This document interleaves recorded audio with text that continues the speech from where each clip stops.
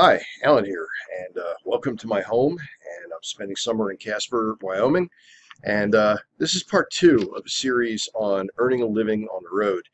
Forgive me as I have notes here. I'll be referring to them periodically, and got a few things to share with you, a few thoughts that hopefully will prove to be of value. First of all, let me start with a 30,000-foot overview. When it comes to earning a living on the road, it's the same thing as earning a living from wherever.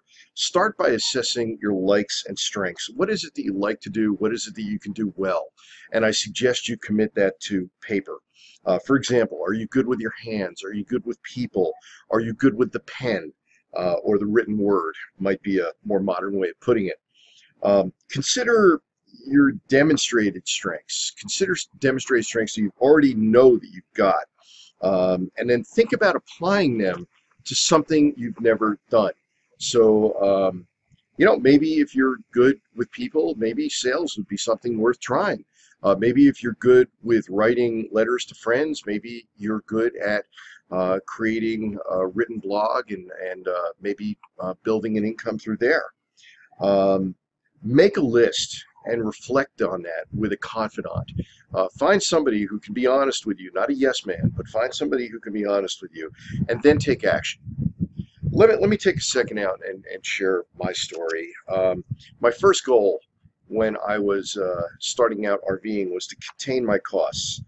That led me to camp hosting. Camp hosting is a great way to be able to spend a lot of time in a beautiful place and not spend a whole lot of money, and also not work all that hard. The positives of camp hosting are the people relations, the extended stay in a beautiful place.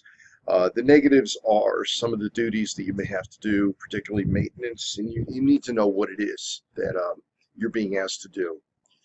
I had an objective, and it worked for me to basically find something to do all summer, and that was initially camp hosting, and then to ski instruct all winter and travel during the spring and fall. And that's pretty much what the pattern is that I've worked into over the last couple of years. I like traveling the shoulder season, spring and fall, because it's less crowded. I like being stationary all summer because it's hard to get into the parks and get into good camp areas while it is summertime. So I am here where I am until about Labor Day, and then I'll be heading on. Winter for me, ski instructing has been a passion since I've been in my 20s. I started skiing at age 14, and that's just how it is. This is now my second consecutive summer in RV sales. Sales, especially commission-based sales, are not for everyone, but if you're good at it, it can be very financially rewarding. Now let's talk about your story.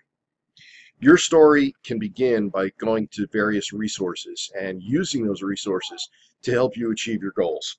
If you've already made a list, if you already identified your strengths and weaknesses and your areas of interest and where those things coincide, what am I good at, what am I interested in, and let's see if we can do something that will turn that into income. You may want to consider resources, and I've got a lot of this referenced on my website, so make sure you click the link and get over to the webpage, because there are a lot of links there. There's a lot of ancillary information, supporting information, and of course I can always update the website once the video is made. So your story, you can go to resources like Indeed.com, Coolworks.com, various state, National Forest Service, National Park Service websites, and they're all linked on the site that I've got the link here to in the video. And if you're already on my page, then you'll scroll down and you'll see them. When it comes to options, literally the sky is the limit. In no particular order, in an RV store, there's needs for service techs. That's if you want to be stationary for a while, or you could start your own mobile RV service business. That might apply also to people who are carpenters or handy. There are always RVers looking for modifications, and just pull into a campground, put up a sign, and here you go. Always ask permission. In an RV store, parts, there's sales opportunities, and of course the sales. And of course, RV is natural for an RVer because you are one of us, and you understand what it is that you're looking for in a unit, and you can communicate that very effectively to potential buyers of RVs. Campgrounds. Let's talk about campgrounds. There's hosting, there's maintenance, there's working the store or reservations, there's resort sales. and those can also be commission-based. So there's lots of opportunities there. You can look into CoolWorks, and you can check on what they have there. Home business from your RV, in your RV. You could consider something like tutoring. There's online access. I mean, I've done it myself. I have a background in chemistry and science, and I've tutored students nationwide using Skype. It's a very, very effective tool. Crafts, making signs, table covers. We have somebody who advertises table covers on my Facebook site, which is another great site for support for RVers, particularly in the area of RV lifestyle and earning a living on the road. So again, that's linked from within my webpage. You can get over to that Facebook group and join in the conversation. Signs, table covers, other handy items that you may have thought of that you can create. Maintenance and repair, I'd mentioned earlier on RVs. Online marketing, I have caution on that, and you really have to know what you're doing with online marketing, and there's a lot of pitfalls.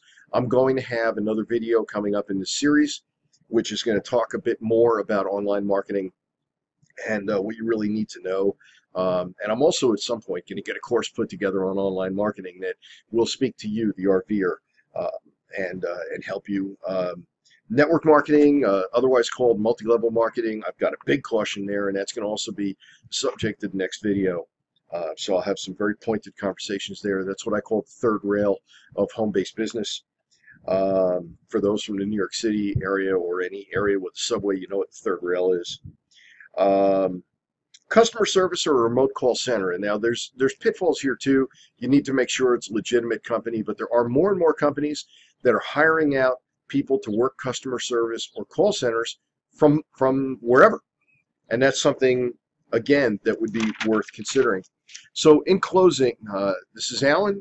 You can go over to my site, rvacrossamerica.net. I'm heading into the RV store in a little bit, and after I get my Starbucks coffee and breakfast. I hope you're having a great summer, and if you see this in the fall, winter, or whenever, look me up and let's chat. All right, talk to you soon, and thank you.